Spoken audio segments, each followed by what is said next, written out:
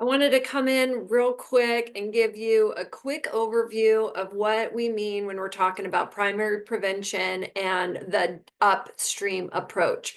So think about prevention, intervention, and treatment as a river. So imagine that we are a community living alongside a beautiful river.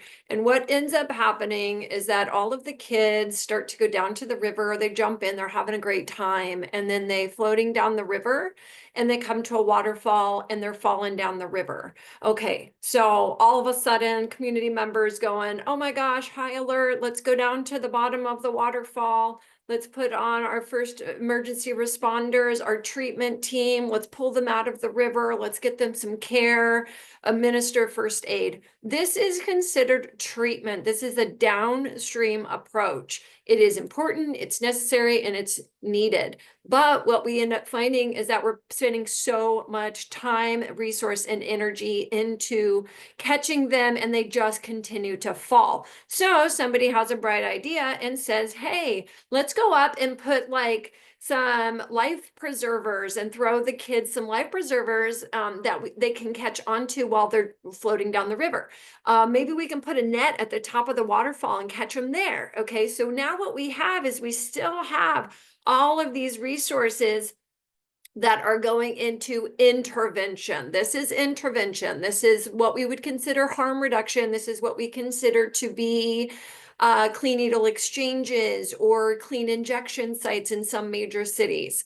Intervention, okay? So they're already in the river, floating down the river, and now they're got stopped up in this net. We're pulling them out to safety before they've fallen down the waterfall. Yay for us, but it's not quite keeping the kids from going to the river. So somebody has a bright idea. This is primary prevention. Let's keep the kids from going to the river. How do we keep them from going? Why? The question in primary prevention is, why are they going to the river? That's the question we want to ask. And so this is the result of protective factors and risk factors. That's what we start looking at in primary prevention, are those risk factors, and how do we mitigate risk?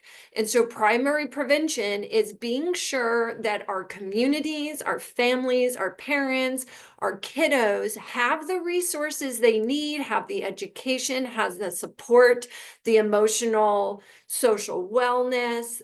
Parents have the education on development of a kiddo so that they're meeting kids with proper parenting for those developmental stages.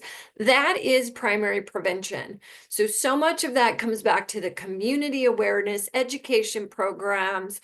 We've got youth programs. We have social emotional awareness, so the kids are understanding what's happening with their emotions in their body, that we start to talk about these things to give them the coping skills on what to do when their emotions aren't regulated. They have to know how to experience this in order to know what to do when things aren't okay.